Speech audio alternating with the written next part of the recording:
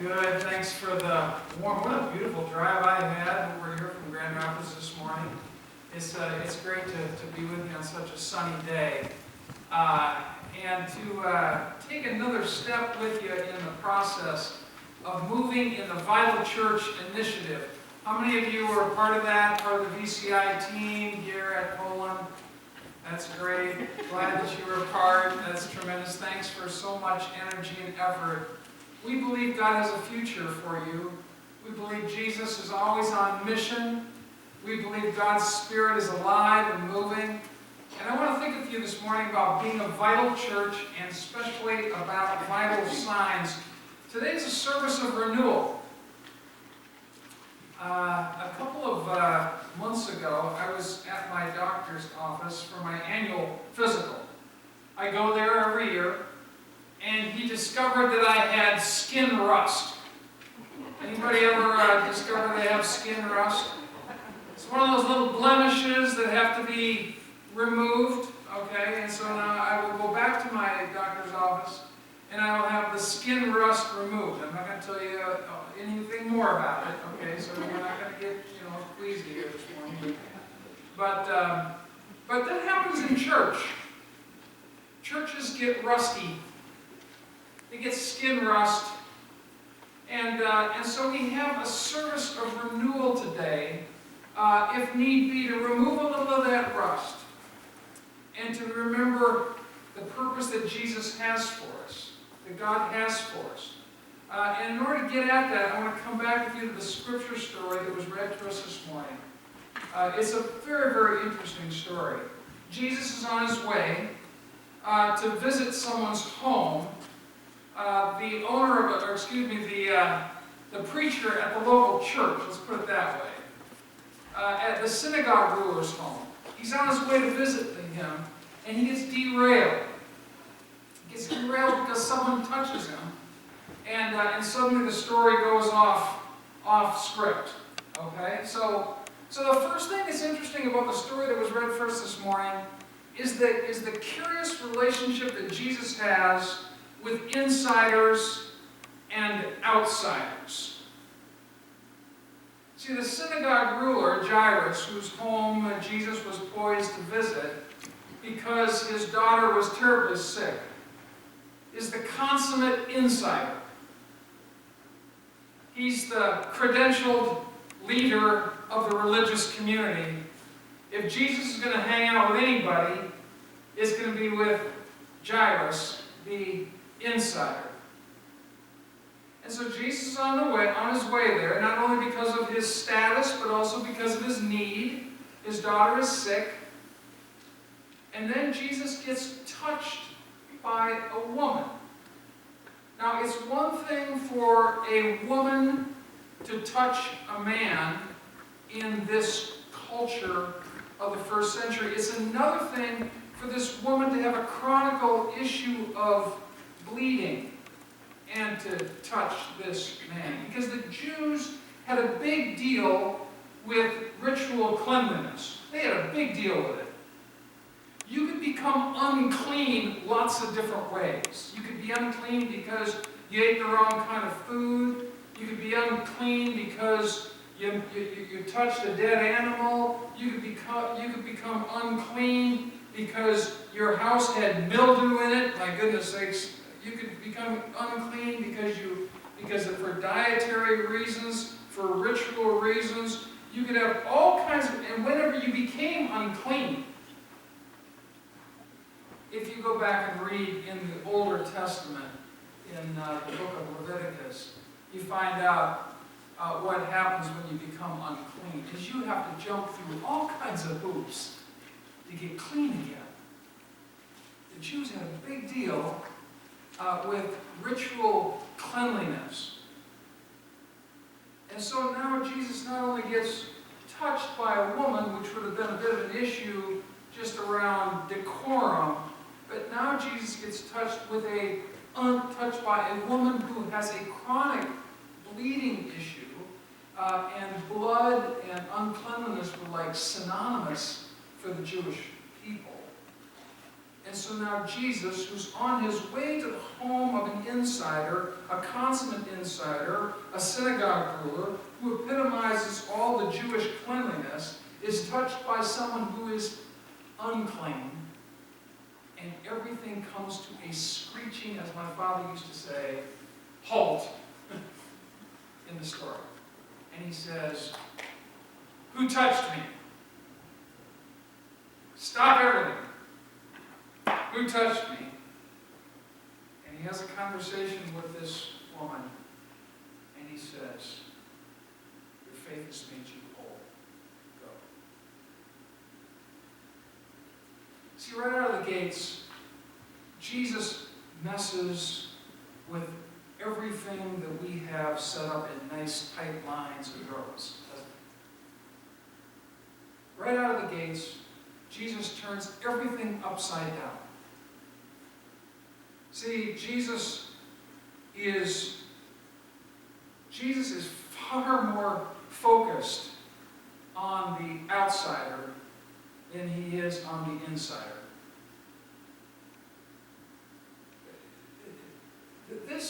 He's been invited to dinner by the synagogue ruler who expects him to arrive clean. Jesus now will be ritually impure for 15 days, according to the book of Leviticus. You can go back and read all about that. And get all this cleanliness stuff that he's got to go through in order to be clean again, to step into Jairus' household, have dinner, and by the way, care for his sick daughter. Jesus has now thrown the whole train off the tracks for the sake of the outsider. Jesus radically positions the outsider as being far more worthy of his attention than, you know the other story, the 99 that are already in the fold, and the shepherd goes out looking for the one that's still outside the fold.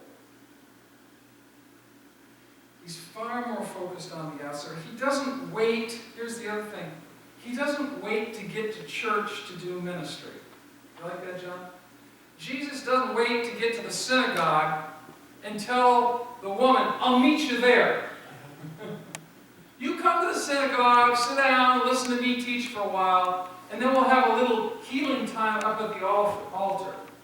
He doesn't wait for people to come to church to do church. He does it right there.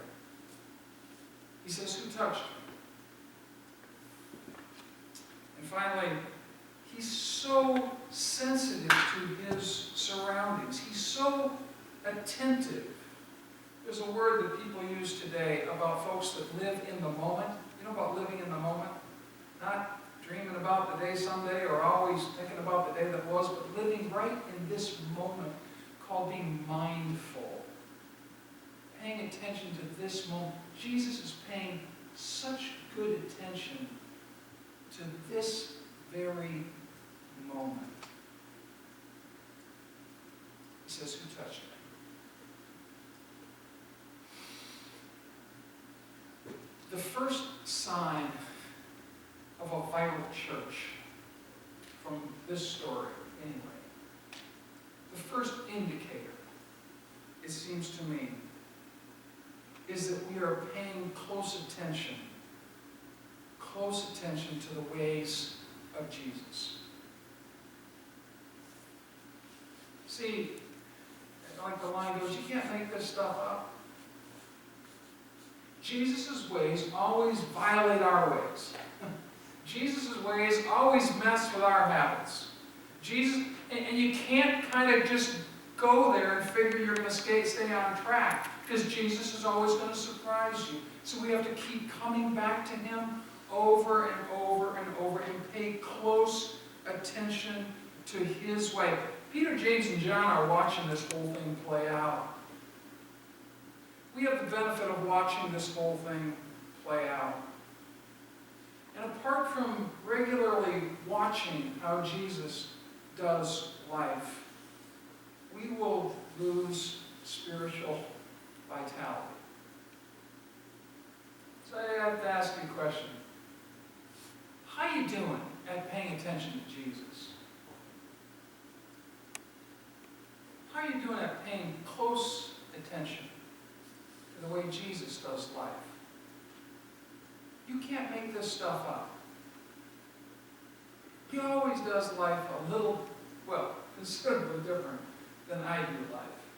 And so I have to keep paying attention to Jesus. I'll tell you a story.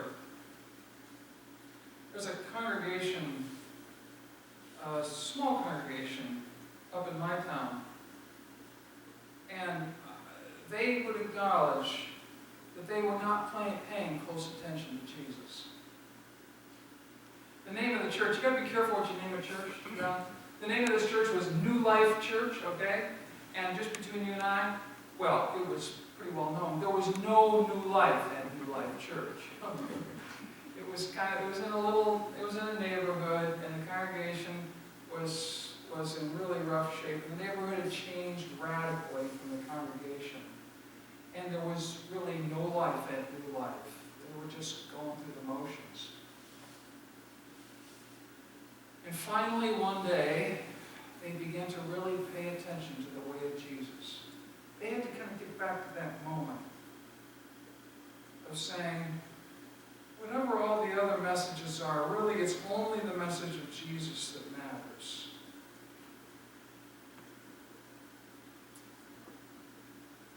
They had a big, huge chandelier. I remember this. They had a great, big, huge chandelier that had been given by one of the members. Big plaque on the wall.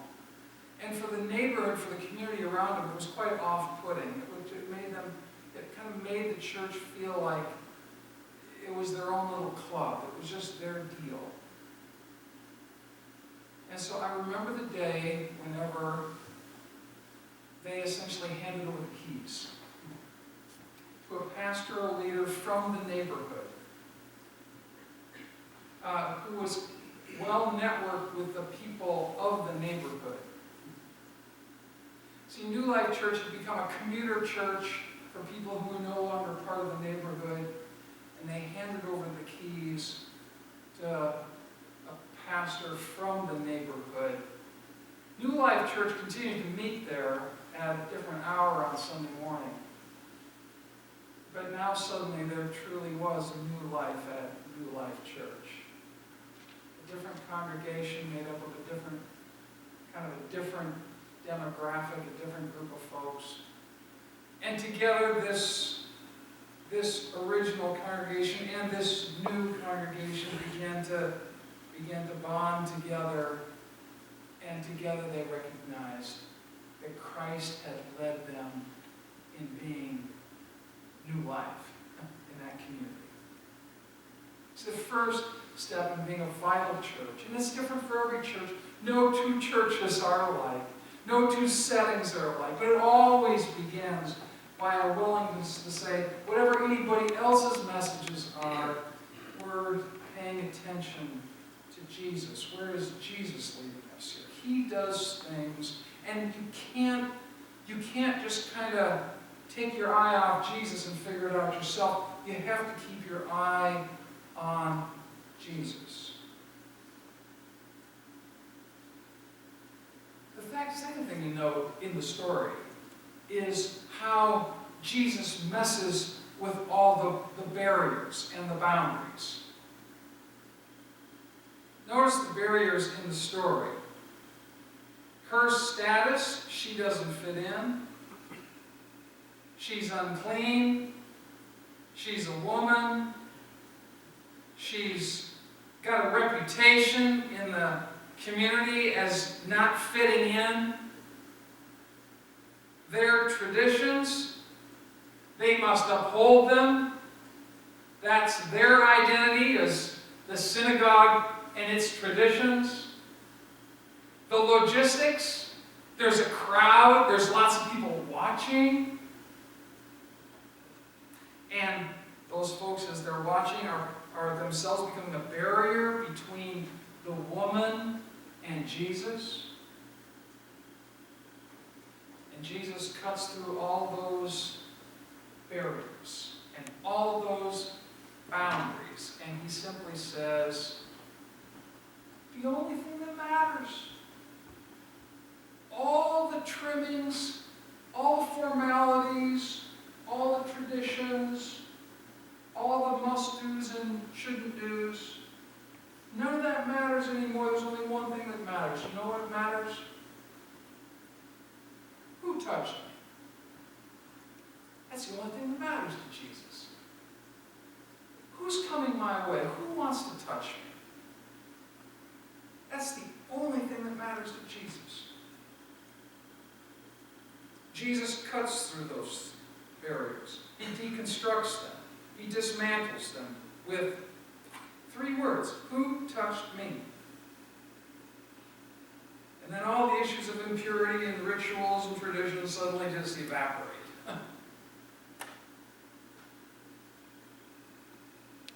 And they make us ask the question, what are the barriers today? What are the barriers today? I totally love, John's told me about the curly scarf thing.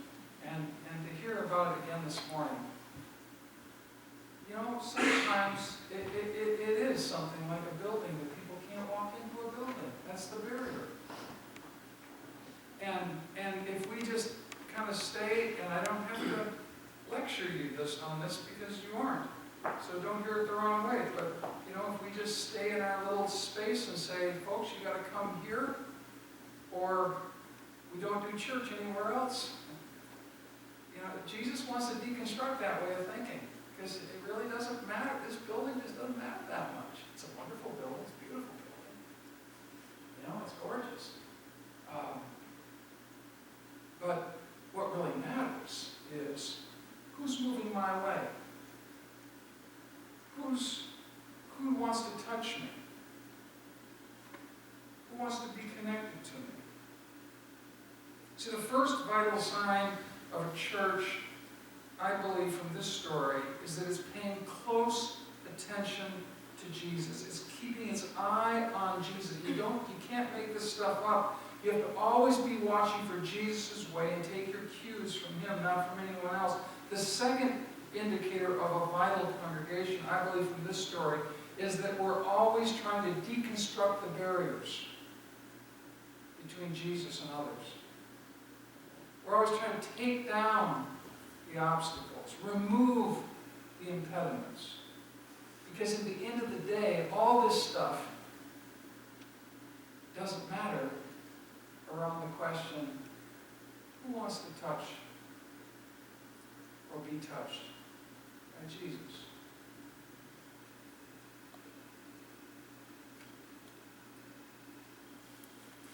Someone once said, one of the burning questions, most people don't have a big issue with Jesus, someone has observed. But what they do wonder is, will I have to leave my social group in order to connect with the Jesus of that social group? Because I don't know that I fit into that social group. And if I have to leave my social group, that would be terribly uncomfortable to me. See, for a lot of folks, it's a social issue. It's not a Jesus issue. And so for the church to say, yeah, we're going to hang out at Curly's, or we're going to hang out across town in relationships, any number of other environments, to bring Jesus into those environments, that's the name of the game. What are the barriers that exist between insiders and outsiders here in Colon? I don't know. I don't know what they are. This is your town. This is my town. I'll tell you a story. I know a congregation that was wondering about that. And every congregation is unique. Every situation is unique. I know you're in a unique situation here, and you're wondering, how would we connect with outsiders? And I can't answer that question, but I can stimulate you to be creative and to think, to let your mind wander and imagine. I'll tell you a story about a congregation. I may have shared this before, John, but I love this story, so I'll tell it again for those who may not have been here at one of our gatherings. A congregation up in Minneapolis, Minnesota, in a town called Eagan. It's the south part of Minneapolis. Eagan has 3 or 4 mega churches. well over 1,000, 2,000, 3,000 people.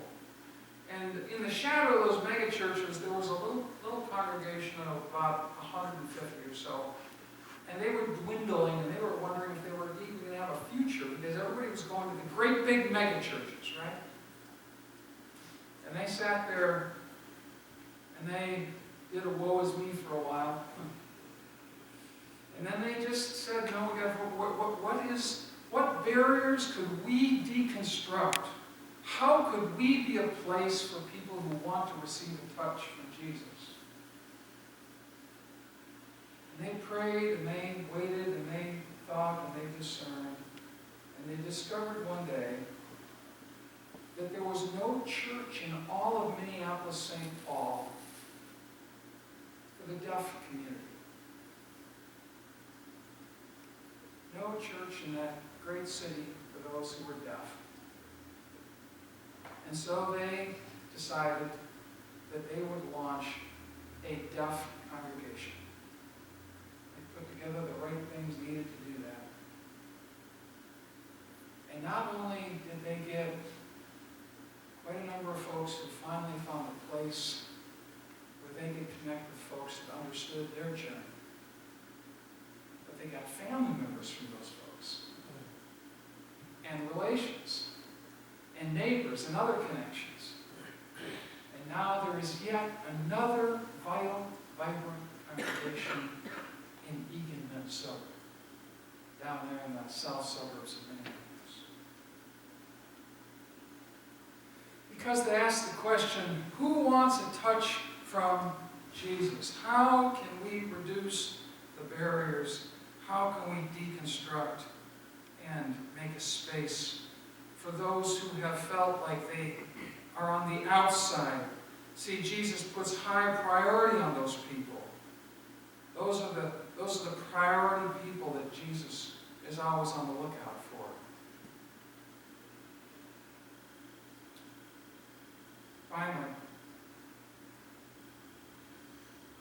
Finally, Jesus arrives at Jairus' home. And after the encounter with the woman, Jesus just forges right ahead. Unclean though he may have been considered, he steps into the synagogue ruler's home. And with all his power and glory, he raises Jairus' daughter from the dead. And Jairus gets in on the joy too, doesn't he? Jairus gets a touch. Jesus touches the woman. And then Jesus touches Jairus. In that order. It's a curious order, isn't it? The outsiders get the touch first. Then the insiders get the touch. We always want to mess with that. Jesus doesn't want to move past you. He just wants to bring us along with him in his radical mission outward into the harvest. And he isn't going to stop.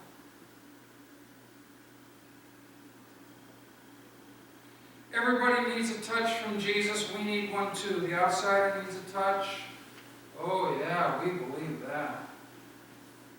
But the insider needs a touch too. We all need a touch from Jesus. Think with me for a moment about what kind of touch we might need from Jesus. And I'll grant you, some of us come today and we just have challenges in our personal lives. And we need a touch from Jesus. And Jesus still touches our lives. And so we can pray about that. We're going to do that in a minute. But this is a vital congregation kind of a Sunday, a renewal kind of a Sunday, a reawakening kind of a Sunday. And so I'd like to suggest a couple of areas that maybe we need to just ponder for a minute and say, Lord, do I need a touch from you in terms of, have I taken my eye off of Jesus? Is he really the one that is leading me in my journey? You can't make this stuff up. You and I can't make up the spiritual journey. You can't make it up. We have to follow. Jesus is the one who leads us on the spiritual journey. So maybe today you just need to confess. Say, Lord, I confess. I've been playing church, making it up in some way that really is not fundamentally about making my life a pathway after the way of Jesus. If that's the kind of touch you need today, I want you to receive that from Jesus. Maybe you need a touch of forgiveness. Maybe you need to touch to forgive. Maybe you need to feel forgiveness. Maybe you need to give it. Maybe there's been some offense that you've experienced. And you say, you know, I've been hanging on to that. I've been annoyed by that. The offense could be from someone sitting right next to you, or somebody that has been a part of this congregation, or somebody down the road, around the corner. I don't know where those offenses come from. But maybe you need the grace of Jesus just to let go and forgive and forget and move on. See, Jesus wants to touch you in that area as well. Healing from wounds in relationships, failing to walk with Jesus, playing church. These are the kinds of things that insiders need a touch from Jesus too.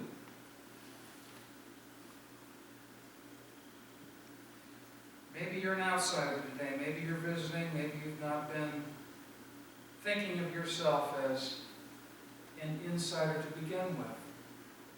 And you just need to hear again that radical style of Jesus.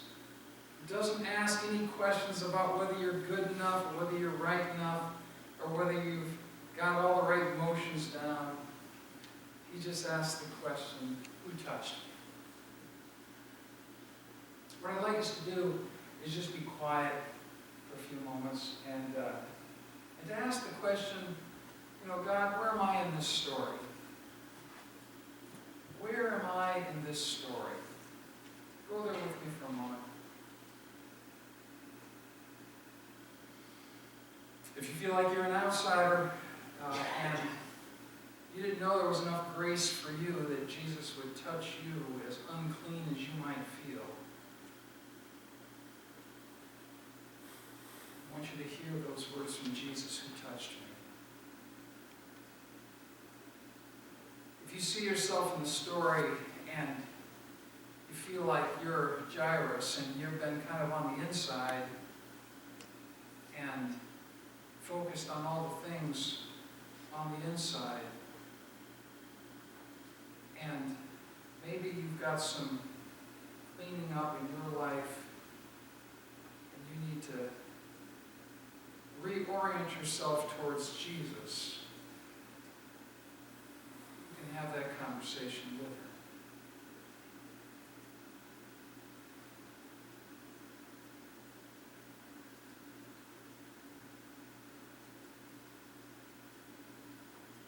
Or maybe you feel like you're Peter, James, and John. You're just watching this whole story unfold. And you want to be about that kind of a journey. God, we all find ourselves in different places in this kind of story. We thank you that when Jesus moves, things change. And that when we follow him, the equation's always changing because his ways aren't our ways, his ways are different. They're life-giving. We're terribly anxious about things that he's not terribly anxious about.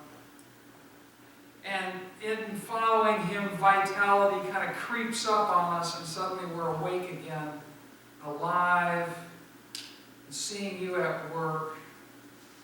I pray for that in this congregation. I begin to pray, Lord, that at an individual level, that we would walk with Jesus, we would walk with him, keep our eye on him. I pray for forgiveness. for repentance as it may need be. I pray for new awareness of what might be happening in this community and an eye on the outsiders as Jesus would have an eye on them. Pray for the gatherings at Curly's, for John, and for all the efforts that he is expending to follow you and to be on mission, to see where you're moving in people's lives, without regard to the barriers that we inadvertently stick up and construct between Jesus and people. Forgive us for that, where we might need forgiveness. Show us the wonderful future that you have for us when we live following Jesus one step at a time. We give you thanks in Christ our Lord.